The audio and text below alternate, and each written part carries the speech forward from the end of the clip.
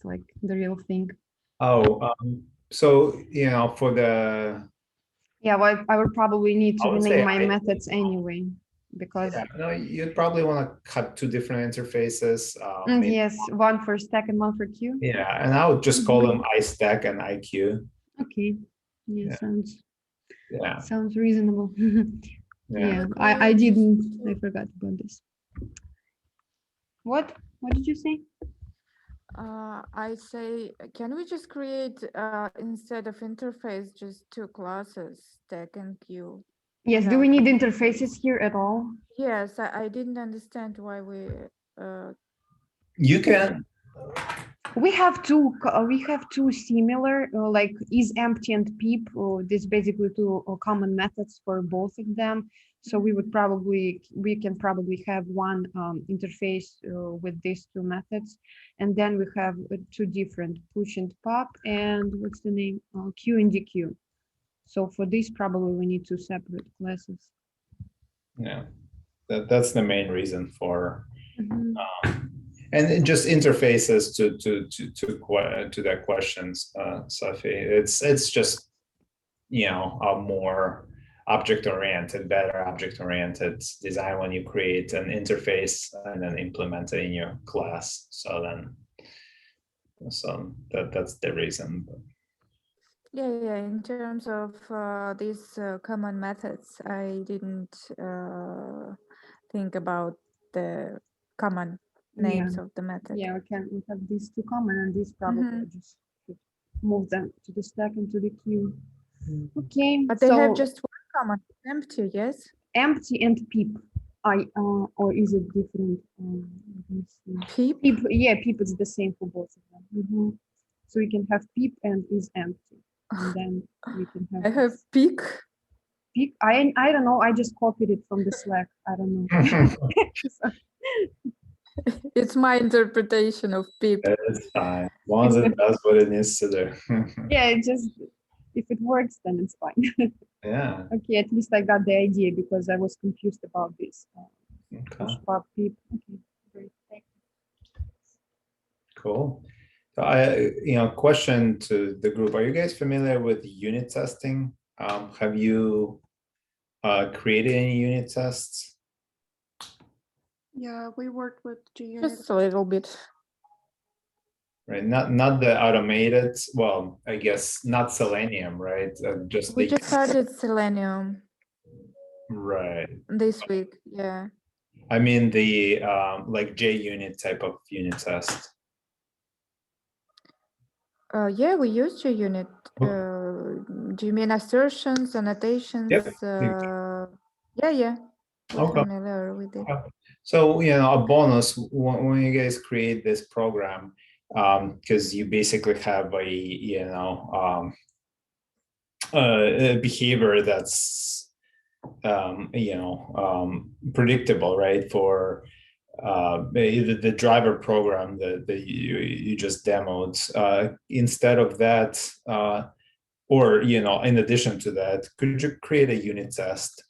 And basically it'll just give you a little bit more practice just creating unit tests. But in your unit test, you would initialize the instance of the queue, for example, or stack, add an item, add couple items, and then do a peak or queue or DQ, and then check if the item, do that assertion, right? Make sure the item is returned that they expect.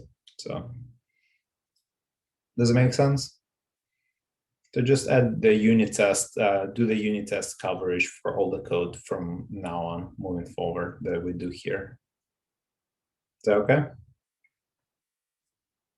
Okay. Yeah. Cool. Yeah, so this way you can basically get we can probably even move away from creating main program. You can basically write your code, write your class, and then you have your unit test class, and that's where you do the actual testing. That's more in line to what you're going to be doing in development, right? In real world, because in the real world we don't really write main methods. You know, those are not really a you know, something that the developers write. So most of the testing is done through unit tests. So, all right. Awesome. Well, thank you. Anybody else? Any other questions, or anybody else wants to share?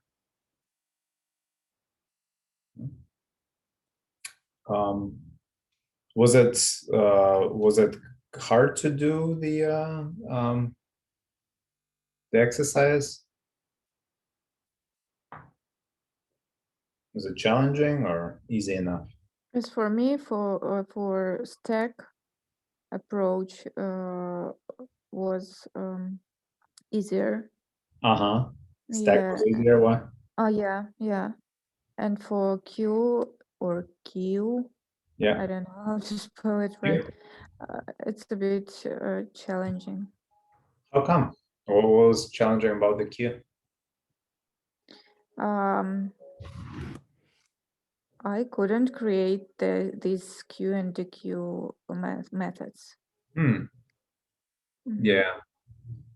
So it's all about kind of how you add the item into the array, right? Basically, or you know, array list or linked list. So the position. So okay. All right. Well, hopefully, you know, you can finish that. But basically, you kind of you use the index, right? The length -1, or you know, so that will add it to the end, or you know, remove it from the end, or the zero position if you're using the array list. So array list is a good thing to use for that, because it gives you ability to add in the beginning. I use that index and then add at the end. So which, as you know, array lists are able to add item by index, you know, retrieve and add pretty quickly. So. Oh, Igor, I'm sorry, Yeah. I have a question. Maybe I don't understand it, but it might sound really silly, but I don't understand the point of this exercise. If, like, in Java we have already the from utility package we have the stack and queue classes, and we already have the methods. Sure. Is it the same in like other languages, like C, for example? Yep. So why do we have to create other methods? Just to see how it works? So I'll give you a general answer, right? Not really specific to this. So when you are learning to be software engineers, the engineers understand, right? So think about a mechanic, right? You are becoming a mechanic, right? So when you take your car to a mechanic and then they basically take it apart, they, you know the car by the wheel, you know the car by, you know, the shifter and the gas and, you know, brake pedals, right? So you, as a user, you can use the car, but in order to really fix it, you need to be like a mechanic. You need to understand what happens when you turn the wheel, right? Even if you say, well, there is a wheel, right? You know, why do I need to know, you know, how that's implemented? So, you know, good software engineer is like a mechanic. They understand what happens in the background. So they understand a little bit deeper than what the software, you know, what the, I guess, platform like Java or .NET, you know, kind of give you. So that's what makes you a software engineer. So that's why we're doing this. So you get a little bit deeper understanding of, you know, how these things are working. And it's not just because you're going to need to implement a stack and a queue. You know, to your point, when you need to use a stack and a queue, you will use the most likely the, you know, what's available. But what if you need to customize your stack? You're working for a company that you basically have the stack implementation isn't really working for you that Java provides. You know, you may have to create your own, right? And you know how to do it based on the data structures that are available, like linked list and array list. So because stacks and queues in Java are implemented based on those data structures, and you're gonna have plus you have a chance to play more with linked list and array lists, and understand how to get an item at the first index, last index, and that type of stuff. So right, so basically getting you a little bit more details into what's really happening, so you are on track to become a true software engineer, that you know what's going on, how things are done. You're gonna, if you learn how to do that, you're gonna, understanding how things work in the background generally makes it more enjoyable for you to work with, with programming languages, because you understand what you're doing, and you can understand why you're having issues and that type of stuff. So that. Plus another, a good side of that, this, not as important, but for you guys, it's important because you're going to be doing your interviews. This type of stuff comes up on interviews a lot. So, right, that's kind of a very, very common interview question: implement a queue or stack without actually using, framework interfaces like stack and queue. It's another bonus, so we'll help you get the job actually, and then do it good. Makes sense. Thank you. Yeah, I'm all about practicality, so I, one thing I really didn't like when I spent 4 years in college learning computer science, there was a lot of theory and that type of stuff. And, probably 30-40% of everything I learned was a really theoretical that you kind of don't use, but so I really emphasize the stuff that you're actually gonna need. So definitely not gonna have you guys do anything that's not gonna make you start you off as a better developer. That's kind of the whole point of this. So, all right. Okay, so I wanted to kind of go to, remember we talked a little bit about the brute force stuff, and just kind of solving problems that you get on the interview or anywhere else by first thinking about it, kind of the approach. So I wanted to just give you a few of those things in a class and talk through them again, right? So we kind of keep practicing that type of stuff. So I just have a few questions. Maybe we can work in a group to kind of come up with a solution. So no coding, just kind of talking through. So a problem. How do you find the missing number in a given integer array 1 to 100? So I give you an array, it goes 1 through 100. One of those items is missing. So let's say, 35 is missing. How would you guys come up with that solution? What would you do? Are they consecutive numbers? Yep. I think we had that question earlier in this batch. So you should know the answer, right? Yeah, I remembered. I think Katya was actually the one who gave a brilliant solution by Yeah. Yeah, she told about we should sum, sum everything. Yeah. Katya, help. I'm kind of feeding my son, so please, if someone remembers. Yeah, she said to add all the elements from 1 to 100, and then to add all the elements in our array, and then see the difference. From 1 to 100, so basically go through the array. Oh, you're saying go through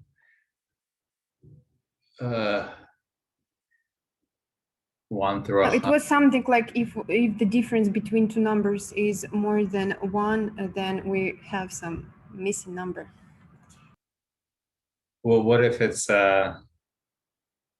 know, so the array is an input, right? Just to clarify, it's not like 1 to 100. So array is an input. Right. So yeah, it's you know, you don't know what's in the array. Okay. Do we have requirements? Yeah. So right. So the requirement is you have a function that accepts an array of integers, right? And array could be 1 through 100, or 5 through 10, or something like that. But they are continuous integers, and find the number that's missing in there, right? Like 1 through 1,000.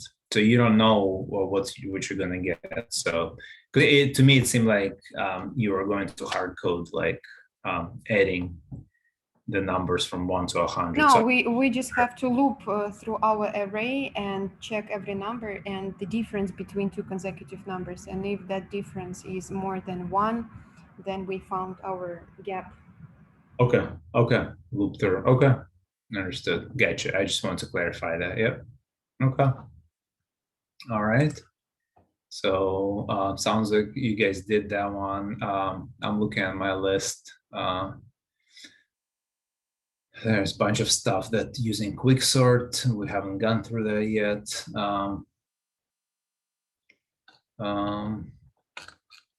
Okay, that's good. Let me see another quick one here. Largest and smallest number in an array, that should be really simple. How would you find the largest number?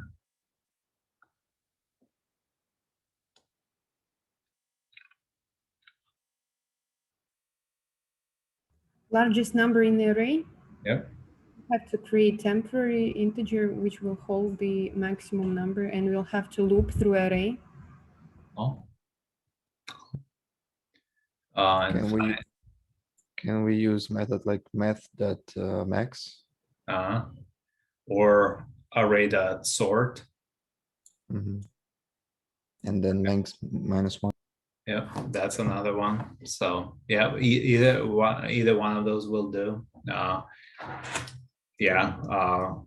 Definitely think of kind of using, if possible, using whatever is available in the framework. So as the interviewer, if you can use what's available. So if they say it's a array, you can, if you know that array has sort, then you can ask to use that. So that's just more elegant, right? You have really 2 lines of code. You sort and then you return the length -1, the last element. So, or the first, whatever, min and max. So, cool. All right, just okay.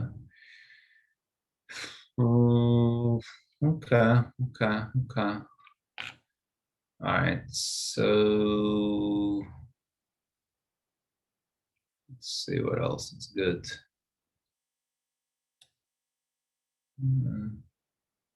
Have you guys done a lot with strings? I know those come up on interviews a lot. Have you done a lot with string manipulation, all of that stuff in Java? What kind of manipulations? Strings. String methods, right? Yeah. Yep. You have? Okay.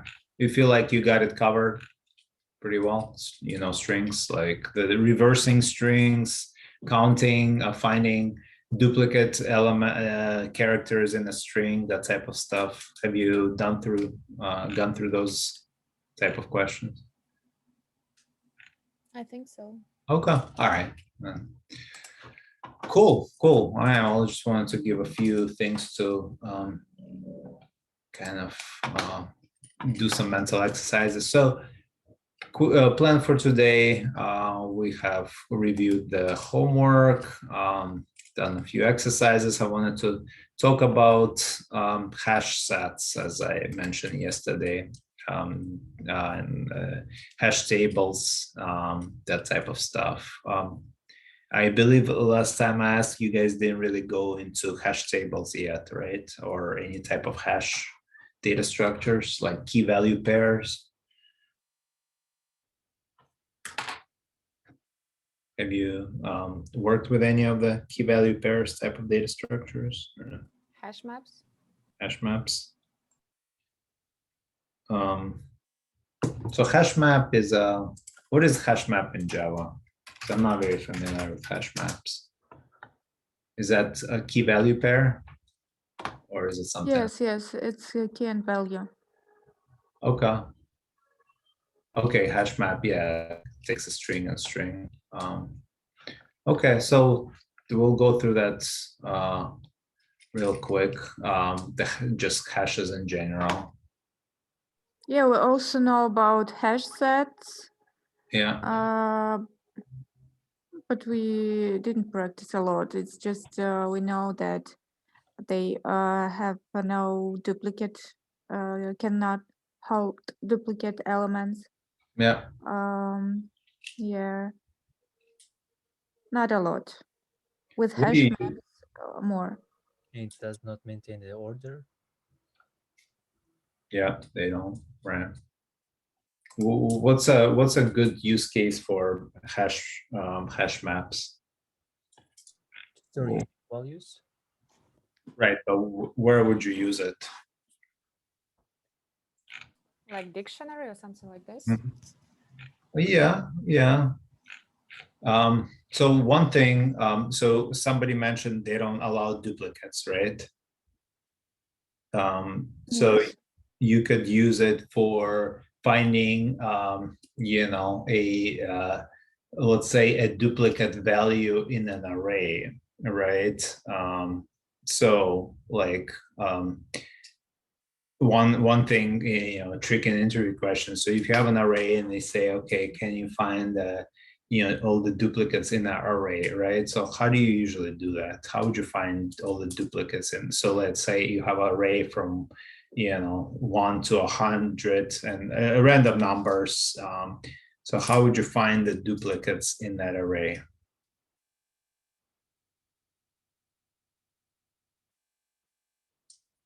Very common interview question. So find duplicates in an array. So basically, get, you know, the output would be an array of all the numbers that are duplicates.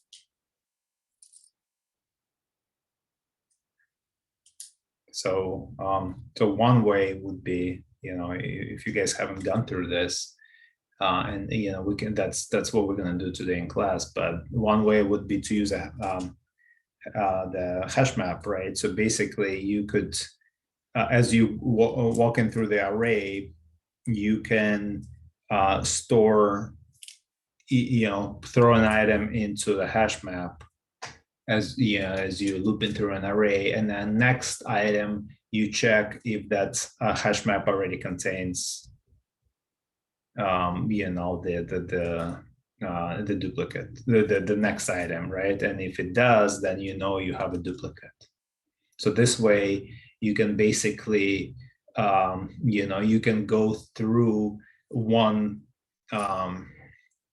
iteration of the array. As you go in, you're putting item in a hash map, and then the second item you check in against the hash map. You know, and if it's you're trying to insert, or you do the using the contains method, and if it's there, then you can you know, you can basically know that it's a duplicate. Or, you know, if you, another variation of that is remove all the duplicates from an array, right? So that's even more relevant here. You basically go through an array and you would just put items in the hash map as you go, and then you just try to insert every item in the array into the hash map. The ones that are already, you know, they're already in the hash map you won't be able to insert. So that way, you get the hash map that only has unique numbers or whatever, and then you can return that basically. So Can we use set with it?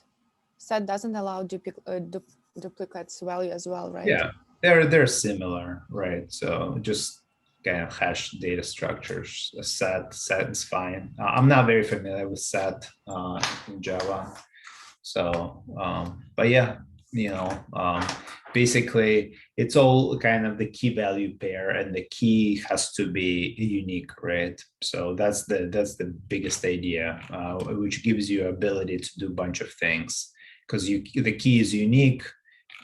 You basically have ability to prevent duplicates or something like that. So that's what we're going to do today as an exercise. Let me just let me see. I think I have a slide or two about hashes, and then we can just quickly go. Okay, let me share my screen.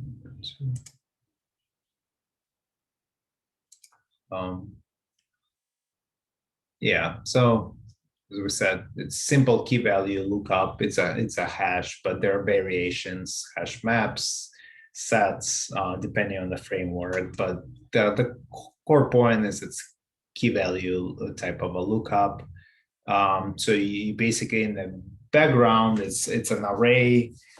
Usually, again, all the data structures are implemented using linked lists or arrays, and there is a hash function. So basically, hash function takes a string value. So you give it some kind of key, and then it's basically it gives back an integer value to kind of so that you can the Java knows where in that array you place your element. So that's basically what Java kind of remembers in the background.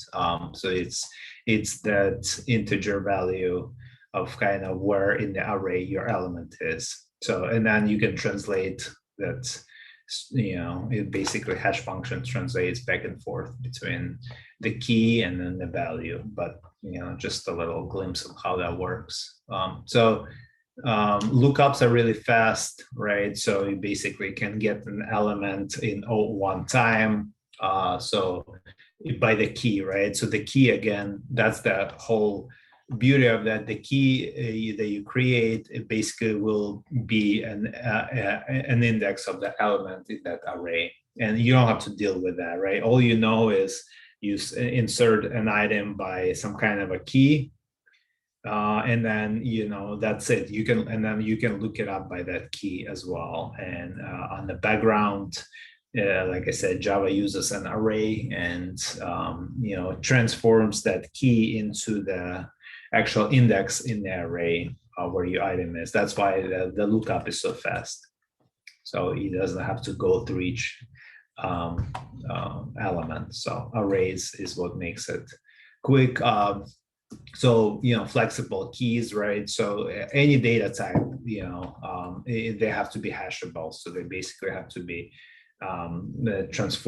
being able to transform into an integer. So basically means some kind of ASCII representation. So but most data types are. So integers, strings, decimals, all of that stuff.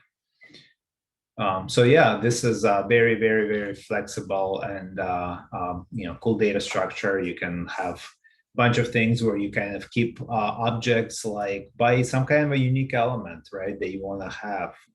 You can have a list of a set of people by some kind of an ID, social security, or anything you want to use. And then, objects could be anything like a person object or, anything like that. And then you can have a quick way to get the,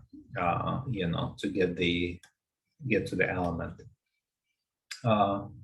So there's hash map and there's hash table. I believe both are you can use both in Java.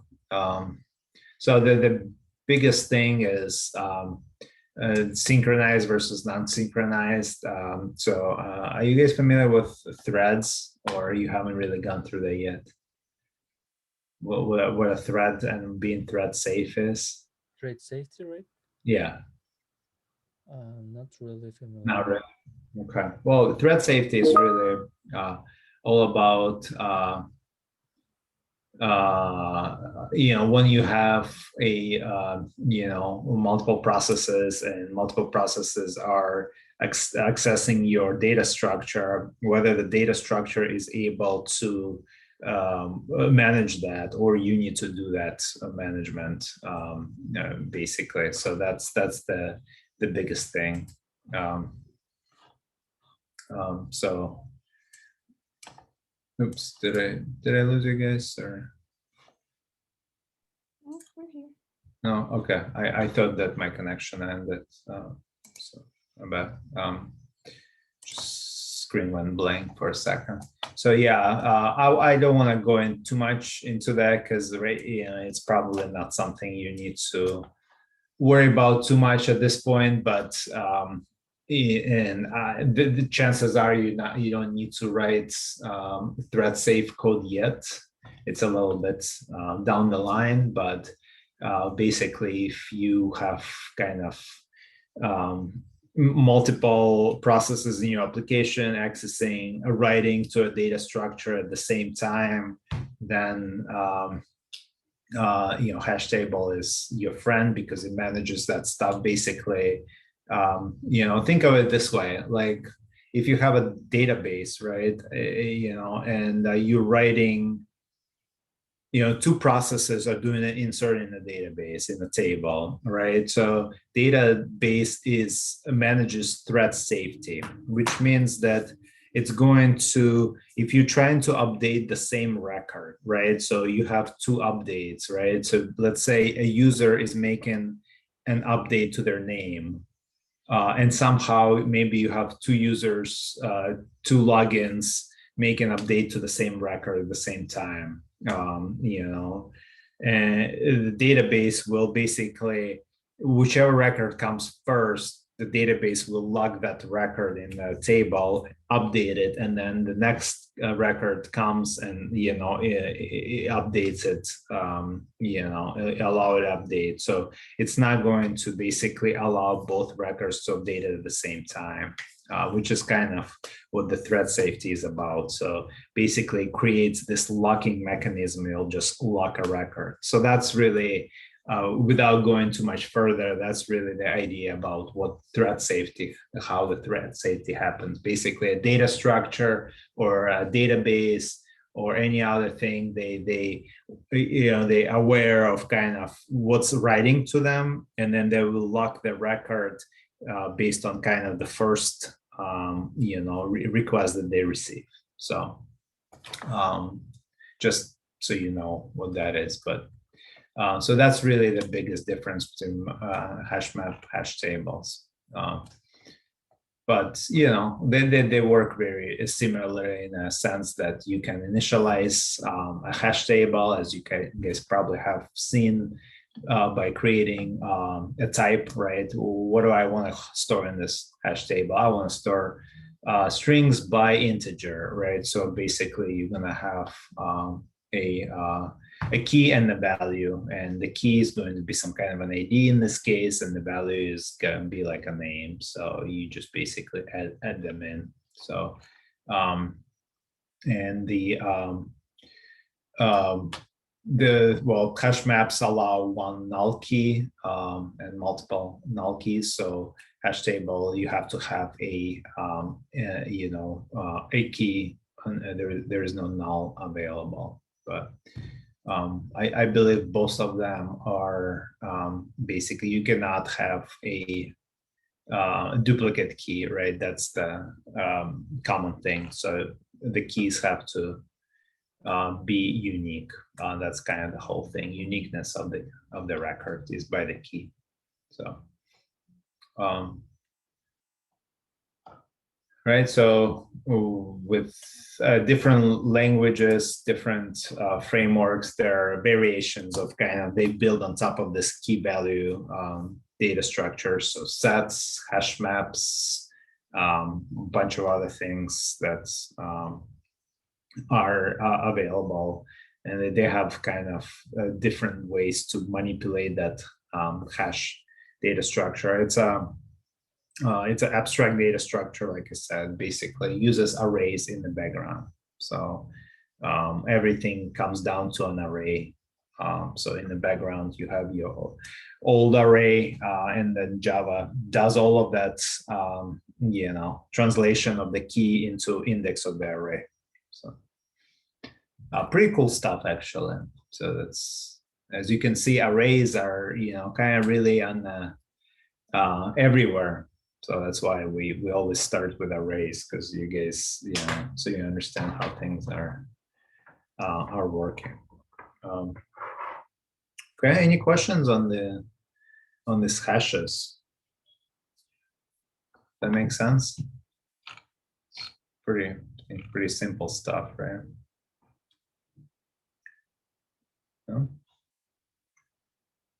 I have a question, if you don't mind, Igor. In your slides, you mentioned fail fast, iterator and hash map is fail fast. And like, could you explain what the fail fast means? I've never seen this before.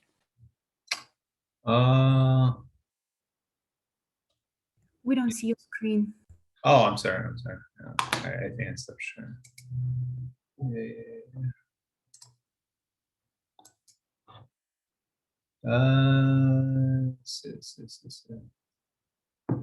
So, iterators on hash map. So iterators is not fail fast, huh?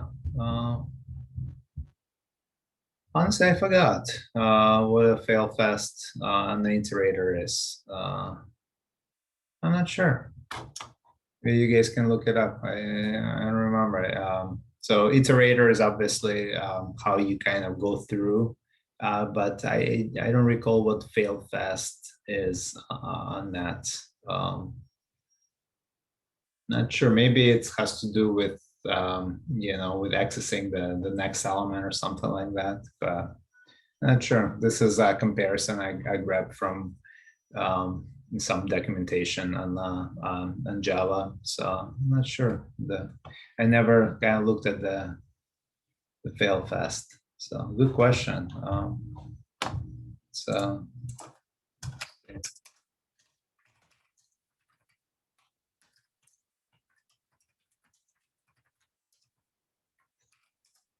See what we get.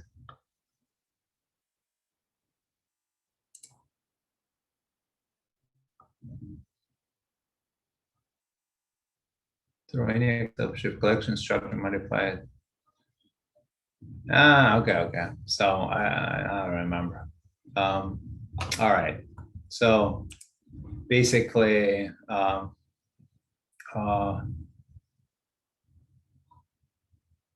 so it has to do with a synchronized thing. So if the collection is modified, right, it will basically tell you that so this one, a hash map is, as I mentioned before, is not thread safe, right? So not thread safe means that you have your collection, like your hash map here, and there is another thread, like a process writing it in your program, right?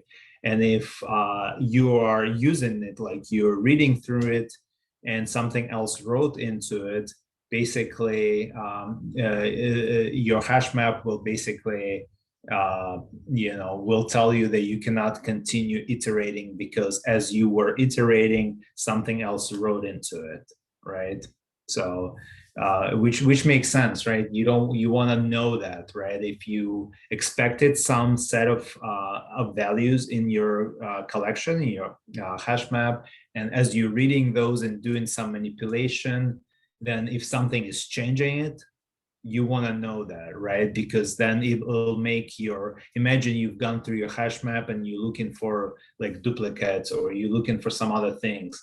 But then as you're going through, some other values are being written, maybe more duplicates is being written, and then you're not, really, what you've gone through is not what you expected. So this will tell you, because it's not thread safe. It'll tell you if something else wrote into that. It'll tell you, your iterator will basically break, and it will say the contents of the collection has changed.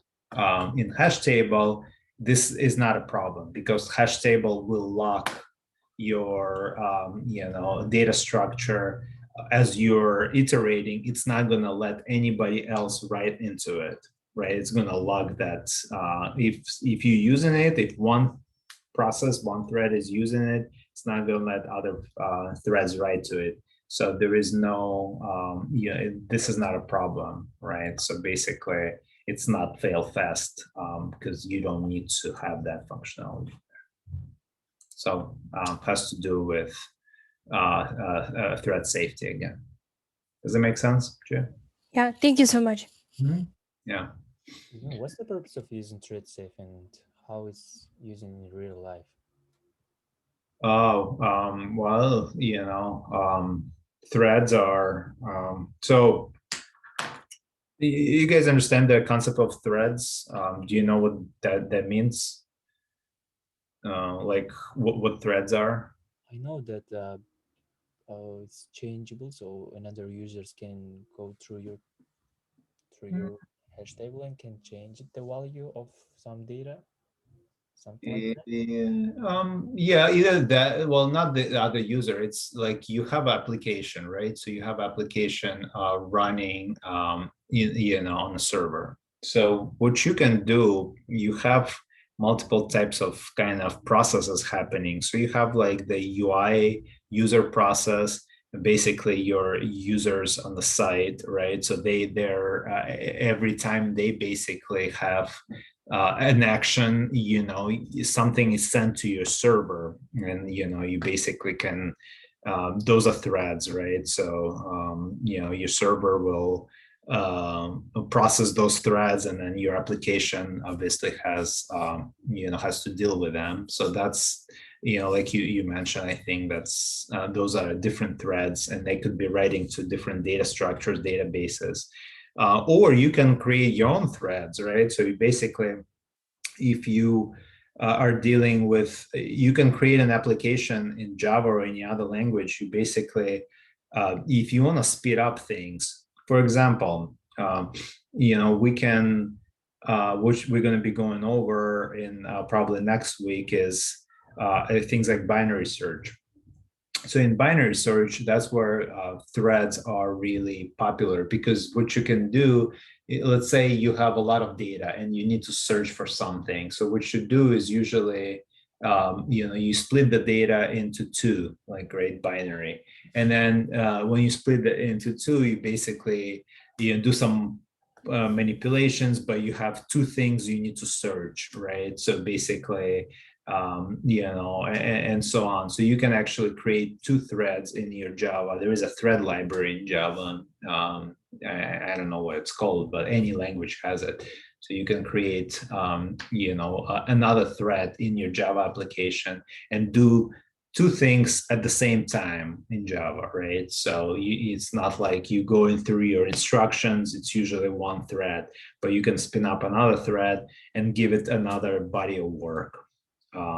So in what could happen is that both of those threads, could be writing or manipulating the same data structure in the in the background. So it could be your hash map, hash table, and that type of stuff.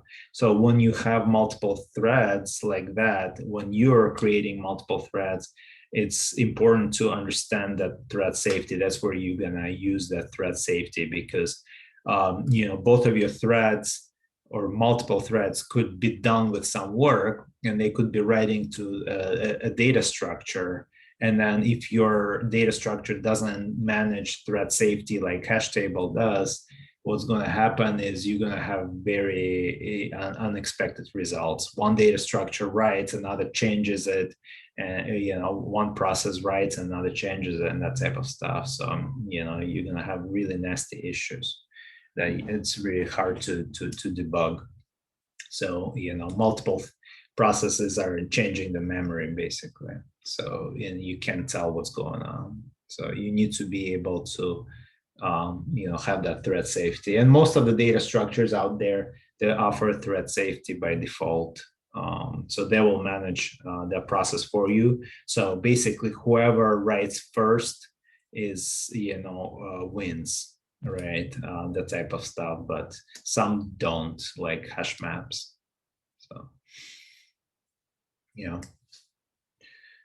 threads are if you're going to work in trading, financial companies, they use a lot of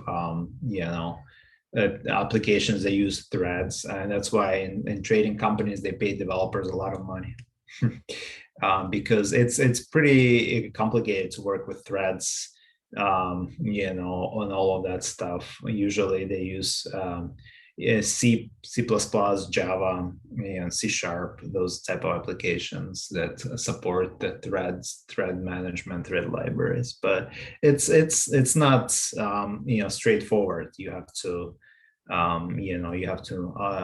keep in mind a lot more things like this. So how do we actually make sure that the code is thread safe? Do we just make sure that we're using the right data type or data structure? Yeah, usually, unless you are, usually you should be okay unless you're actually creating threads in your application. When you're using like lists and all of that stuff, those are by default thread safe. So, but if you are creating threads yourself in your applications, you're gonna need, then you should study all the data structures, whether they're thread safe. Like I said, most of them are, so you should be okay. So don't worry about it too much right now. You don't need to do anything.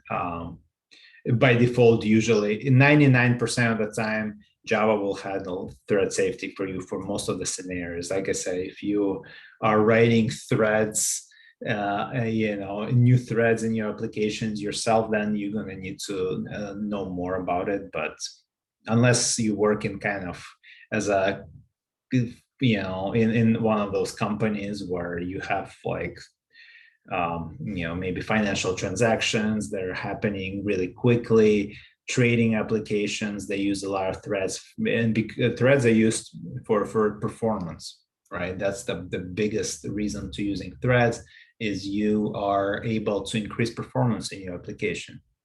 So like you can do sometimes, so you'll see that, one example from my past, right, where I use threads is, so we have in one of the previous companies I worked on, so we had an application like a learning management system, and every time we had like the background processes basically to do figure out grades for users. So grades usually had a lot of like inputs, whether the instructors completed the graded the courses and all of that stuff, whether other things happened. So basically there were every day there is a bunch of things happening that could affect student grades.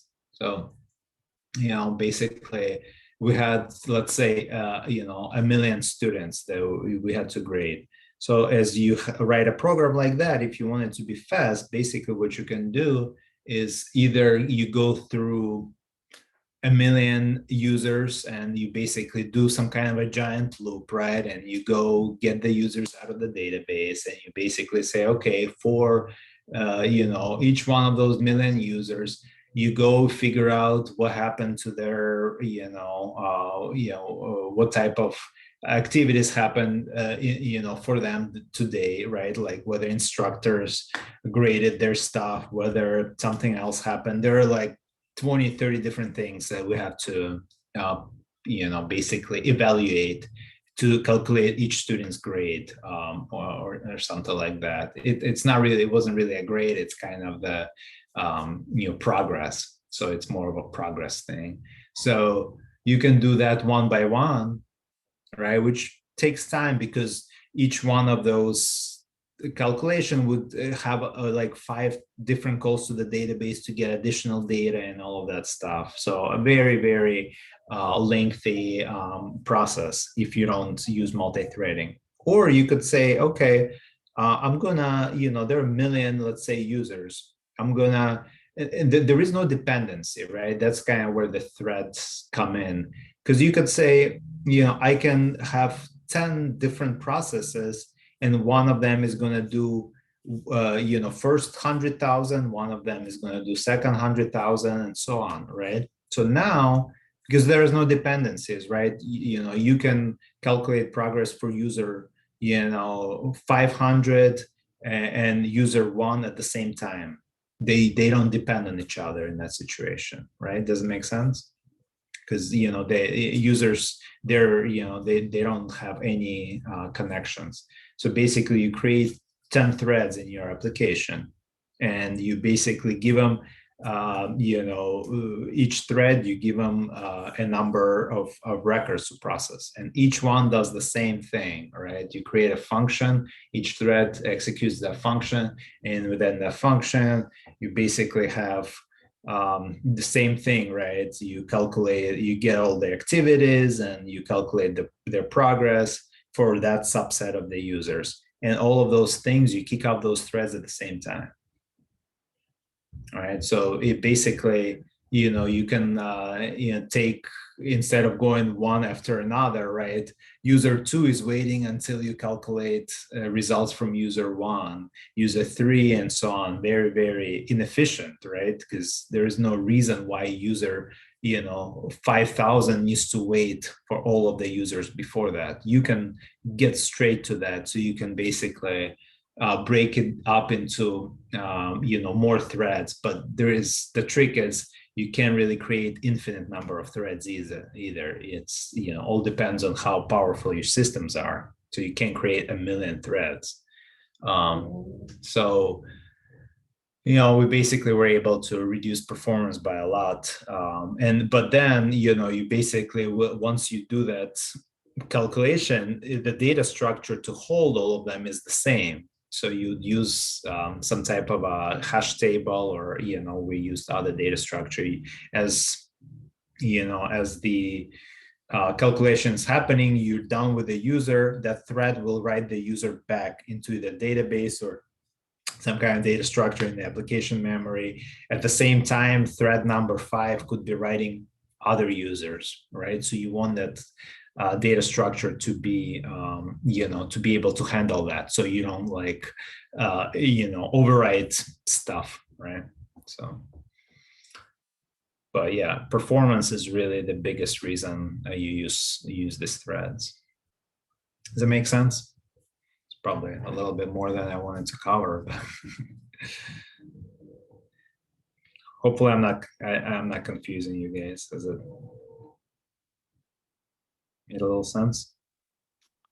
Yeah. Oh, I was just wondering if we would actually be using it writing QA scripts. I don't want to say no. You could, if potentially, right? If you have, let's say to my example of kind of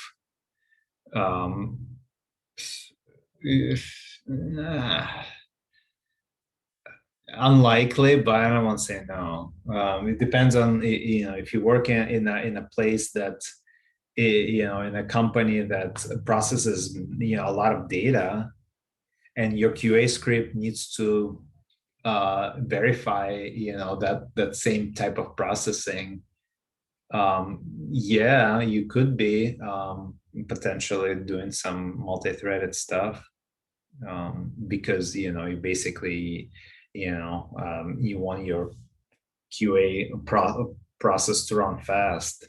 So potentially, but usually, you don't really, your QA applications don't do it. Like if your application, let's say, processes 1 million of users, you don't need to, your QA script doesn't really have to do the same thing usually, right? You don't really need to process the same 1 million users. What you do is take a sample.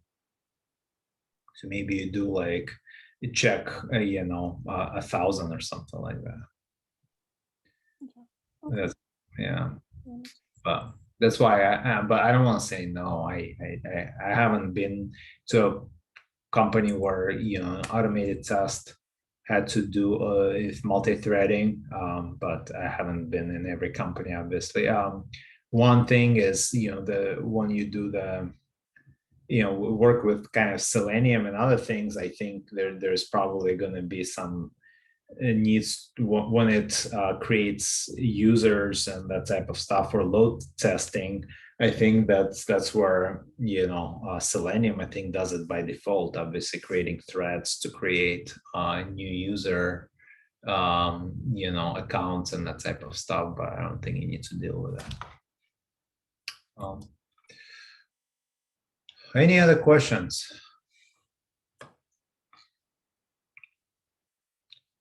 All right, so that's really it for HashMap. So let's do so next time we will do so obviously we'll do practice. I'll give you more homework to practice hashes, and next class we will start talking about trees.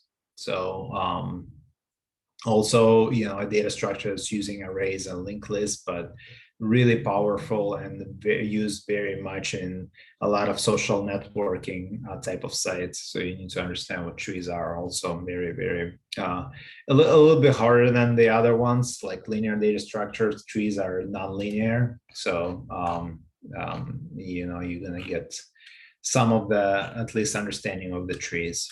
So but for now, let's finish with, we have about 20 minutes left.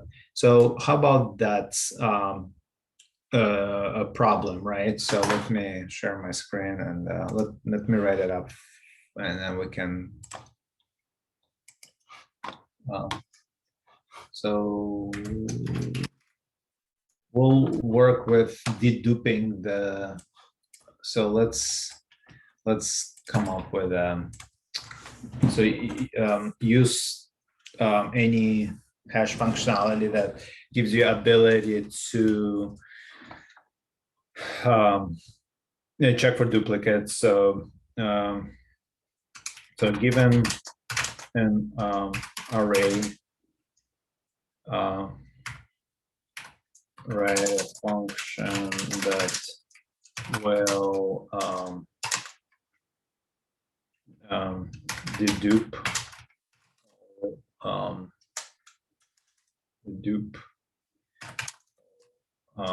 elements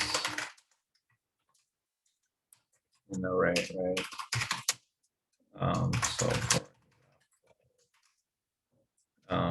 So if you have an array 12, 11, 55, 6, 1, 4, 55, 11.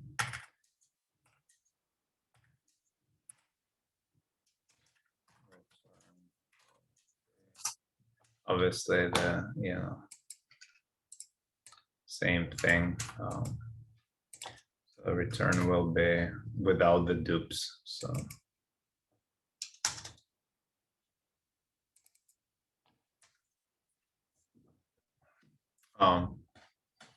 So use the hash function to kind of put the array in there and basically get into this, use the hash to kind of check for duplicates one way or another, and get the return will be array.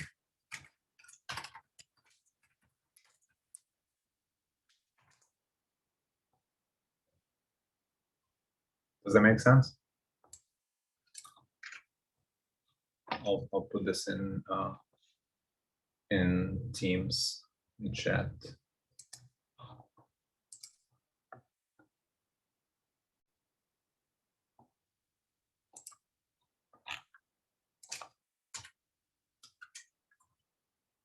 Okay. Any questions on this? So for this task, should we create a hash map, or we just can loop through array? No, find use the the duplicate? hash map. Yeah. Okay. Yeah, use the methods of the hash map. So basically, the way I'm thinking about it, as you going through the array, just add elements, try to add elements into the hash map, and if they are duplicate, it will let you do it. So basically, that's how you dedupe the array. So play around with that. Give you guys what, like 10 minutes. Should be it's basically 2-3 lines of code, should be no more than that. Okay, so let's take 10 minutes. Well, let's come back 5:22, 23 or something like that, and just kind of review it. All right. Okay.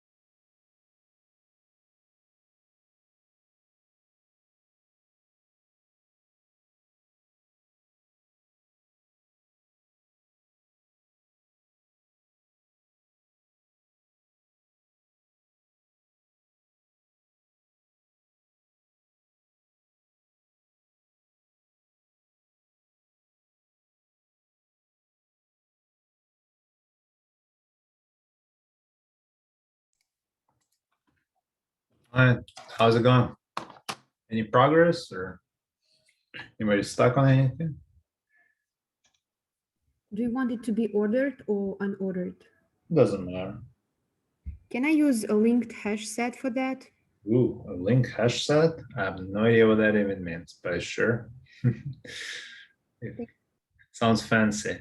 Link hash set. Sure, that's, what does that do? First unique values in the inclusion order.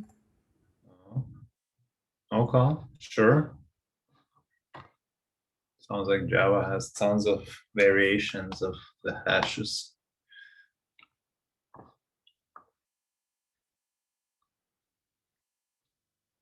Anybody wants to share, or are you guys still working on it?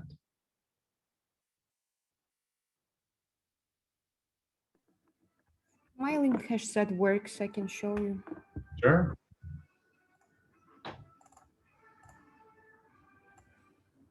I just created a method and I used the enhanced for loop to input all the values from the integer array into my set. Yeah. Linked hash set. And so you can see the output. Yep. That's pretty much what we need, right? Yeah, so basically what happens when you try to add something that's already in there? Is there some kind of error message or? No, it just Doesn't ignores it? Yes, because we already have this value. Yeah, okay, yeah, that's, and you're using a set, right? Oh, Yes. link hash set. Link hash set, and that just, what's the difference between? Oh, we can use the regular hash set and then you can see the difference. You see it's unordered, it's just a random order. Okay, very cool. Yeah, that's exactly what I was looking for. So very simple. Okay. Okay, thank you. Okay, good. Well, so keep that in mind.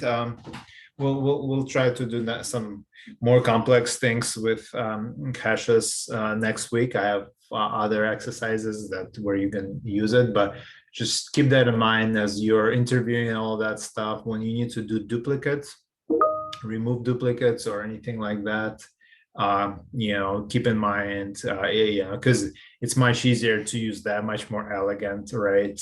Using hash sets than kind of try to use the same array and try to figure out if the number is duplicate, then you're probably gonna have to write multiple loops and all of that business. So, all right, well, thank you. Hopefully it was a useful class for you, and I will see you next Tuesday. Okay, thank you. Thank you so much. Thank you. Yep.